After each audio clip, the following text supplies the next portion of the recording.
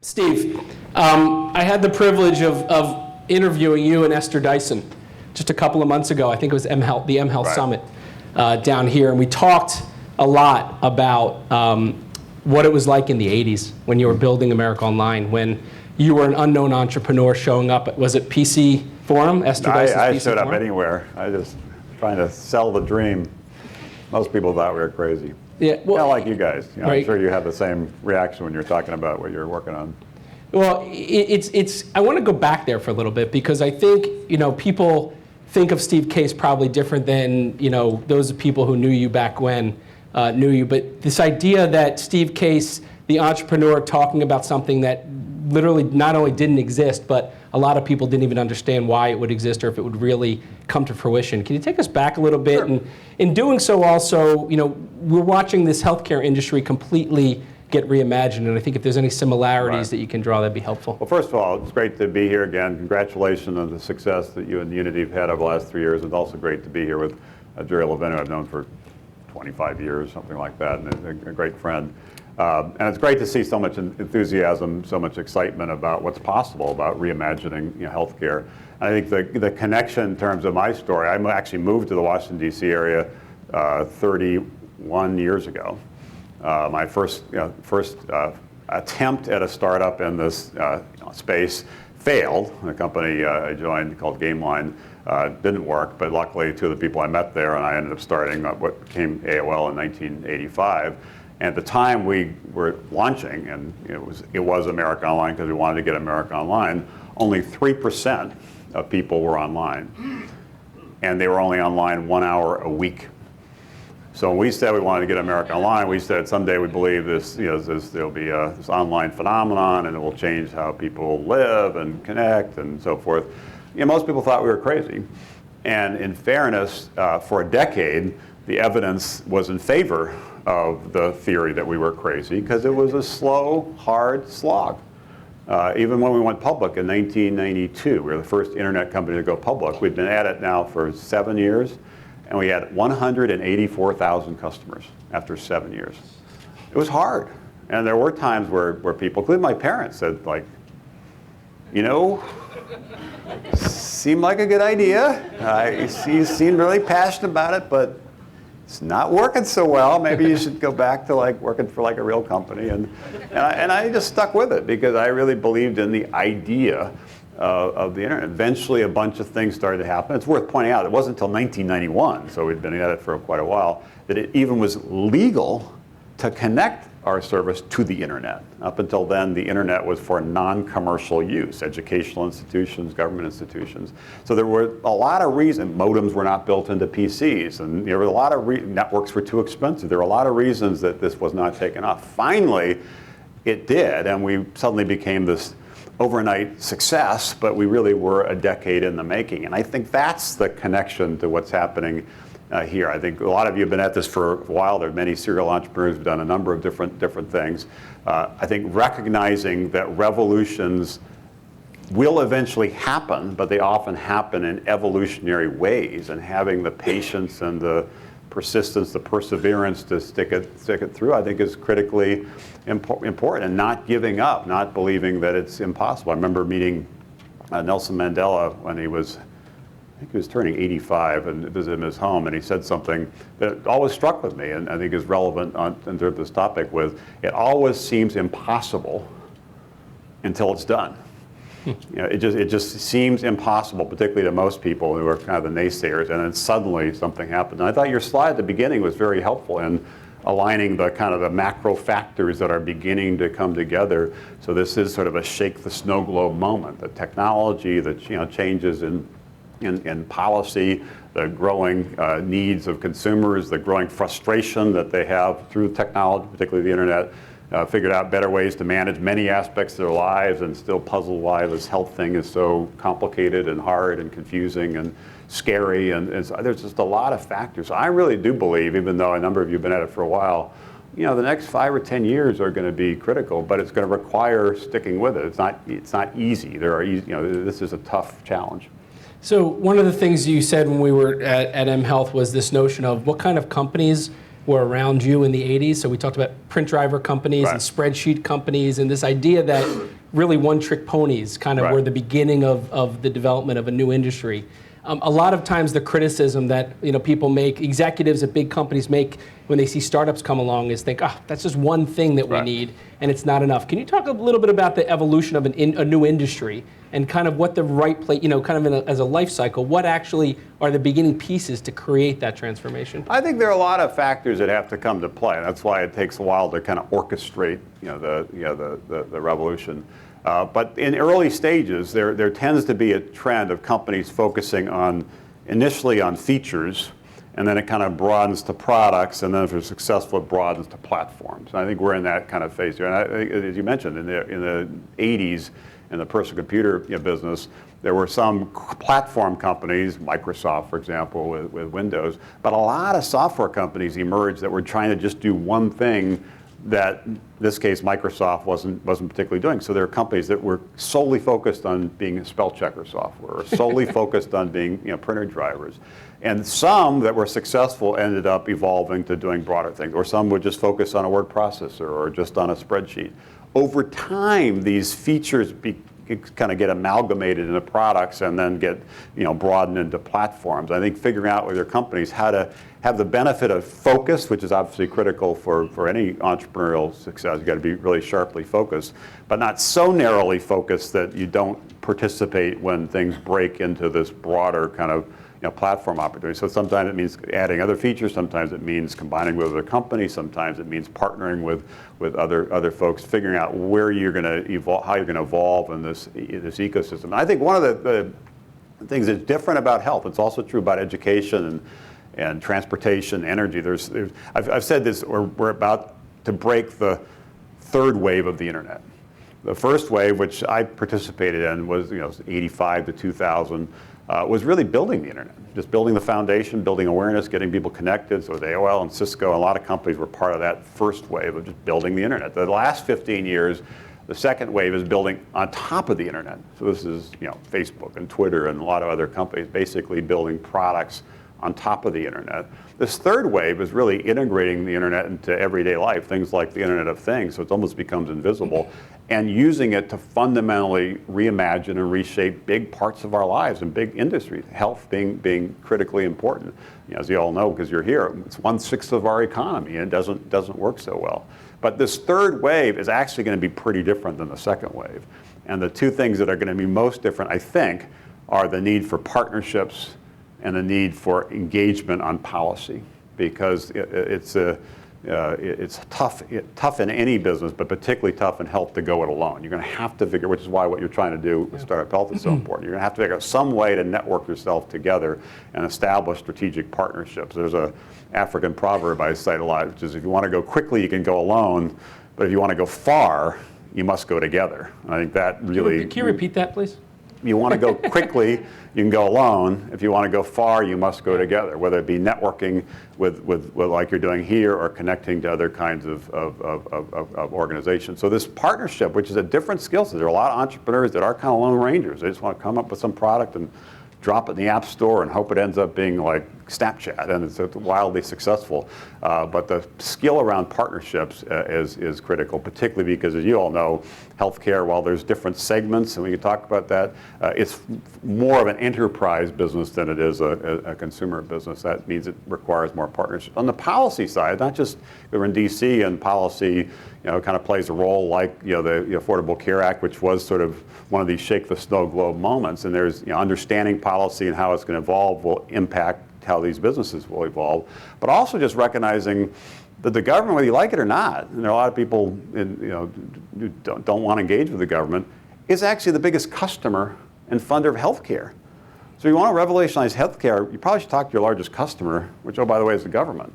So again, that need to engage on the policy side, not just regulatory policy, but government as a customer, and your need to engage on the partnership side is going to be a different skill set. And the companies that my guess are going to be successful in this third wave are going to still do things like the products and platform and people and passion and perseverance, some of the things that were critical, but are going to add these two new ingredients around partnership and policy. Those probably will separate the winners and losers.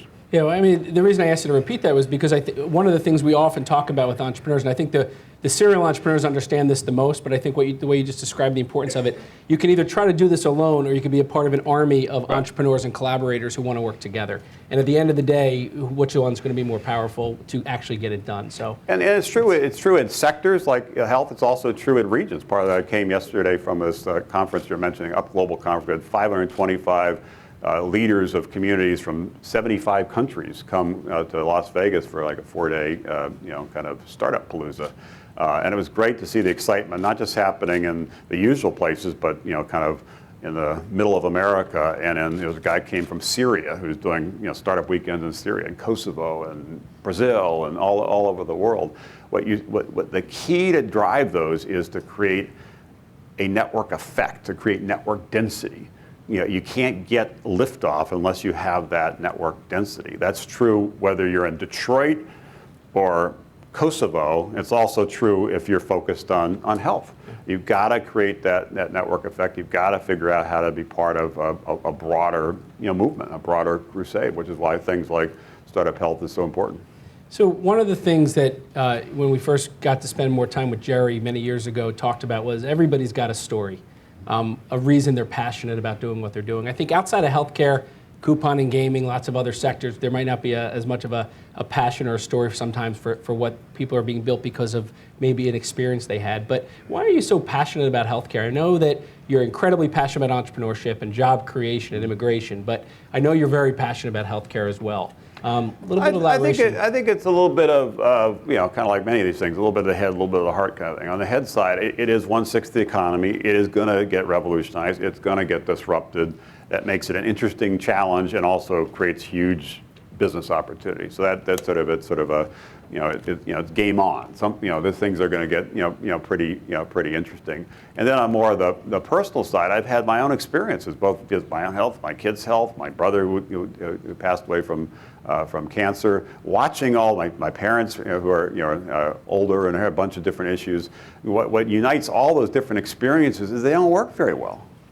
They just don't work very well. And so trying to figure out ways to create a healthcare system that is more about health than sick, which I know you all are focused on, and recognize there's something different about wellness and managing chronic disease and managing more acute life-threatening kind of diseases. Those are actually different segments that operate differently. But how do you create better outcomes at lower cost with more convenience? And technology is not the only answer, but it's part of the answer. And consumerism isn't the only answer, but it's part of the answer. How do you take these forces of technology and innovation and getting consumers to feel more in control of their health again after having essentially outsourced it for more than half a century to other people, mostly because the other people are paying?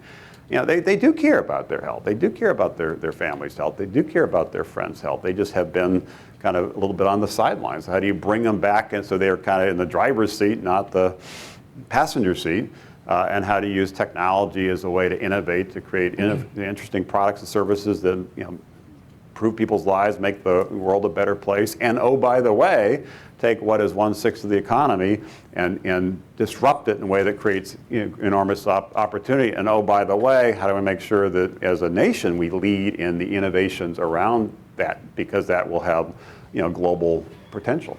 So you mentioned the government, such a big customer, such a big important kind of player. It's one of the reasons we launched from down here and thought the framework of kind of a launch pad of being in Washington was so important in the White House. The Affordable Care Act has a lot of people are calling it now a treasure trove of opportunities for entrepreneurs and businesses, business models and things that even just 6, 12, 18 months ago weren't even available. I want to tie it a little bit to job growth or potential job growth and get a little bit of your take on how you think it could play a role in job growth, not just from the idea of more people to run all the different stuff that healthcare reform now requires, but I think the opportunities that are now opened up to entrepreneurs. Well, I think it'll be a mixed bag. I think it'll be mostly positive, but clearly one of the things that technology will do, as it's done in other industries, is do things more efficiently, creating productivity gains. So there will be some parts of the healthcare system where jobs will be lost, all the other parts where jobs will be gained. It's not going to be just kind of one way, and that's inevitable. That's part of the process of technology innovation. But I think that the thing that, I know there's a big debate and will continue for a few years, particularly when we come up around elections, around what exactly happens with the spreadsheets in terms of how does this work and who's in and how do you get it funded. And I think it'll take probably 3, 4, 5 years for that to settle out. And I'll leave that to the debate of the accountants and the policy wonks. I think the two things that relate to startups that are interesting about the Affordable Care Act. Number one, it was, as I said before, a pretty fundamental change that is sort of this kind of like shaking the snow globe. And exactly how it plays out is unclear, but everybody has to kind of rethink what they are and where they're going based on that. As a result, people move out of their kind of comfort zone and start thinking about the art of the possible and being more open to new models and innovation. That's, I think, a really big deal. And the second is actually one of the parts that didn't get as much attention about the Affordable Care Act is it actually made it much easier for people to leave big companies to start or join small companies because their insurance was portable. That's a really big deal. There are a lot of people I've talked to who wanted to do something in the startup, but were worried that they would kind of lose what they had. So I think that will help accelerate the startup movement in general, but also startups and particularly in healthcare. So I think it's a big opportunity. It's not, again, I think anybody who is focused on this as you are will have to take that long view as we started. AOL ultimately was successful. The internet now is part of everyday life. It took a decade before we really kind of broke through. So I think it'd be a mistake to come in thinking like, launch something and voila, a year later it's going to be a huge hit. Maybe you'll get lucky, but most of them are going to be a long slog over 5 or 10 years that requires patience and perseverance and partnerships on the things we talked about. But the inevitability that this revolution in health has now been, the starting gun has been fired, and it's going to be an interesting decade with enormous opportunities for startups and entrepreneurs with great ideas who bring the right teams together, focused on the right problems and with the right kind of partners. I think it's an unparalleled opportunity, and also the kind of thing that I think entrepreneurs should be focusing on. One of the things I get frustrated about sometimes, although I celebrate any entrepreneur trying to do anything, is all too often they're focused on easy problems and have a kind of a short-term built-to-flip mentality. I want entrepreneurs focused on hard problems and to have a longer-term built-to-last kind of mentality. And health is a hard problem, but is there anything we as individuals or we as a society care about more than like health? It's pretty fundamental. So let's focus our attention on that, which is why it's great to to see what's happening here, and great to be supporting the startup health movement. And thank you for your leadership. And now we probably should switch to the real fun part, which is the 59-second pitches. Yeah. But are there any last questions? One nice ending question, because a lot of people here aren't entrepreneurs, but they work at companies. They're executives of insurance companies, hospital systems, pharmaceutical companies, I government. just explained to them they can now leave because of the portability of insurance and join the startup movement. But what words of wisdom, you talked about collaboration. I think one of the most important things that most startups have in terms of obstacles that they have is pilot programs, early customer development when they're just startups. They're rarely funded with more than a few $100,000 when they're beginning. Some of them even get, up to the gate, and they're, culturally, the hospital system. What words of wisdom would you tell executives, not entrepreneurs, to kind of embrace perhaps more willingly startups and entrepreneurs as an instigator of change within their organizations? Well, I think the number one thing is most of the smart people don't work for you. They work for somebody else. So get out of your office and go meet them and find out what they're doing. Most of the good ideas are not within your company. They're in somebody else's company or in somebody else's garage. And I think the pace of innovation, the pace of change is such that if your companies aren't understanding that and aren't figuring out ways to network themselves in terms of what's happening around the edges, around the periphery, what they're doing, they will lose their way and they will lose their position. And there definitely is a difference between attackers and defenders. And the attackers, usually entrepreneurs, some large companies are pretty good attackers. Google and Apple are still in that mode. By the way, Apple, if you didn't see it, launched their health platform this afternoon, so it'll be interesting to see how that plays out. There are some who even have scale, are pretty innovative, but most end up being kind of defenders focusing on protecting the status quo while the entrepreneurial disruptors are trying to attack and change the game. The large entities have to figure out ways to maintain that attacker mindset. And the best way to do that is usually to network and partner with entrepreneurs doing interesting things and recognize they kind of need you as a customer or as a kind of helping to give them credibility. So it's mutually reinforcing, but respect what they're doing, appreciate what they're doing, be open to what they're doing, and their ideas and their technologies, their products can help shift what you're doing so it is more relevant in the future, and you remain a leader as opposed to kind of lose your way. So I don't think anybody can move into the protect defense, they call it in sports, and just focus on protecting what's there. They will lose their way. You've got to go where Wayne Gretzky said, in terms of being in hockey, you have to go where the puck is going, not focus on where the puck is. That requires kind of getting out of your comfort zone, and that requires engaging with entrepreneurs. So, in all seriousness, the folks from larger companies that are here, I think it's terrific. And hopefully you'll learn from these 40 pitches and meet some people, and 2, 3, 4 of them actually will be things that you will find interesting to you, and you can be helpful to them and build a reputation as an organization as being kind of startup friendly, open to entrepreneurs, and figure out ways to engage them, not make it hard for them, make it easy for them. That will attract more innovation, more people that ultimately will not just be interesting new business on the side, but help influence what you're doing at the core of your business. This is the future of these industries is evolving and innovating, which will require connecting to the world outside of you, not just focusing within your walls. Well, excellent. I want to thank you first for the fireside chat today. I really appreciate you spending the time. I know that you spent a lot of time talking to a lot of the entrepreneurs and other people in the room before, so I really appreciate you taking time out of your day. I also want to thank you, as I mentioned, the first call that Jerry and I and Unity made was you when we hadn't even announced this here. So I want to thank you from the very beginning in the many ways that you and Startup America and Up Global have supported us. Don't know if you want to make any other announcements today about other ways you're supporting us, but... Well, I will say, we haven't announced it before, but we are investors in Startup Health. We want to support the idea of building this network, building this portfolio of companies. So some of it is cheerleading in startups in general, particularly cheerleading around some of these sectors that need disruption, but also providing some direct support as an investor in Startup Health. So for the companies that are here, I guess I'm a little investor in each of you. So I hope you're really successful and can change the world. I wanted everyone to understand when they're pitching among many investors, but you as an investor in Startup Health. Thank you for everything. Thank you all for being here. Look forward to hearing the pitches.